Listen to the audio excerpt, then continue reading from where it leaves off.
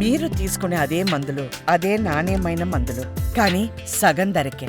అవును, మెడ్ప్లస్ బ్రాండ్స్ పై 50-80% తగ్గింపు. నమస్కారం అండి, నా పేరు doctor Sai Ravishankar. I'm a senior consultant cardiologist, director of cath lab, Virinchi hospital, Hyderabad.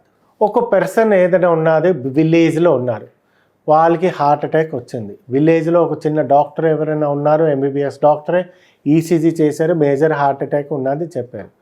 విలేజ్లో అక్కడ అందుబాటులో ఎవరు క్యాత్ ల్యాబ్ సెంటర్ ఏదో ఉన్నారో అక్కడ లేదు. ఇమ్మీడియట్గా వాళ్ళు ఏం చేయాలి అంటే, ఒక ఇకోస్ప్రిన్ అనే ఒక టాబ్లెట్ ఉంటుంది, very very simple tablet. Clopidogrel అనే కొన్ని టాబ్లెట్స్ ఉంటాయి, అది 4 టాబ్లెట్లు అట్లీస్ట్ వేసుకోవాలి. ఇకోస్ప్రిన్ 325 మిలీగ్రామ్ వేసుకోవాలి. కొలెస్ట్రాల్ టాబ్లెట్ రోసువాస్టాటిన్ అని ఒకటి ఉంటుంది, అది 40 మిలీగ్రామ్ వేసుకోవాలి.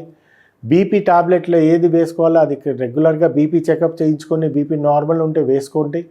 దాంతో సాయం సార్బిట్రేట్ 4 కిందనే ఒక టాబ్లెట్ వేసుకోండి. దీనివల్ల మీరు at least you can save some part of your muscle, because కొంచెం ఫ్లో వచ్చిస్తే మసల్ కూడా డ్యామేజ్ ఎక్కువ అవ్వదు. అక్కడి నుంచి మీరు హైదరాబాద్ పట్నంకి రావాలి అంటే కొంచెం టైం పడుతుంది, కనుక అక్కడ చేయొచ్చు.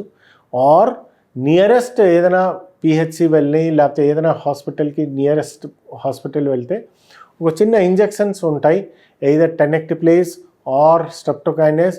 ఆ ఇంజెక్షన్ ఇస్తే పేషెంట్కి కొంచెం ఆ గడ్డ ఏదో కొంచెం కరిగడానికి ఛాన్సెస్ ఉంటాయి, సో దట్ బ్లడ్ కూడా రావచ్చు. So primary treatment Ecosprin, clopidogrel and rosuvastatin. ఇవాళ రేపు లేటెస్ట్ టాబ్లెట్ యాంటీప్లేట్లెట్ వచ్చింది, టికాగ్రిలాల్ అని. సరే, ఇప్పుడు మీరు ఏదైనా డాక్టర్ దగ్గరికి ఒక ఫిజిషియన్ ఆర్ కార్డియాలజిస్ట్ వస్తే అప్పుడు మీరు తీసుకోవచ్చు. టికాగ్రిలాల్ కావాలా లేదా అది డిసైడ్ చేస్తారు. యాస్పిరిన్ ఒక జమానాలో అందరికీ పెడుతున్నారు, బీపీ ఉండని, షుగర్ ఉండని, వితౌట్ ఏంటి ఉండని కూడా ఒక్కొక్క టాబ్లెట్ నవ్వులుతుండారు. కానీ ఇప్పుడు లేటెస్ట్ రిపోర్ట్ ప్రకారం ప్రైమరీ ప్రివెన్షన్కి యాస్పిరిన్ రోల్ లేదు. అంటే హార్ట్ అటాక్, మీకు బీపీ లేదు, షుగర్ లేదు, కానీ మీరు యాస్పిరిన్ వేసుకుంటున్నారు, మీరు హార్ట్ అటాక్ తగ్గిపోతుంది అని లేటెస్ట్ గైడ్ లైన్స్ ప్రకారం, లేటెస్ట్ రిపోర్ట్ ప్రకారం యాస్పిరిన్ ప్రైమరీ ప్రివెన్షన్కి అసలు రోల్ లేదు.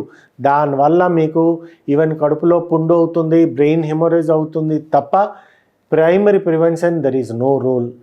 కానీ ఇప్పుడు సెకండరీ ప్రివెన్షన్, లైక్ ఆల్రెడీ ఎవరికైనా హార్ట్ అటాక్ వచ్చింది, కాళ్ళలో బ్లడ్ సప్లై తగ్గింది, బ్రెయిన్ స్ట్రోక్ వచ్చింది, అట్లాంటి వాళ్ళకి ఇకోస్ప్రిన్ ఖచ్చితంగా వేసుకోవాలి.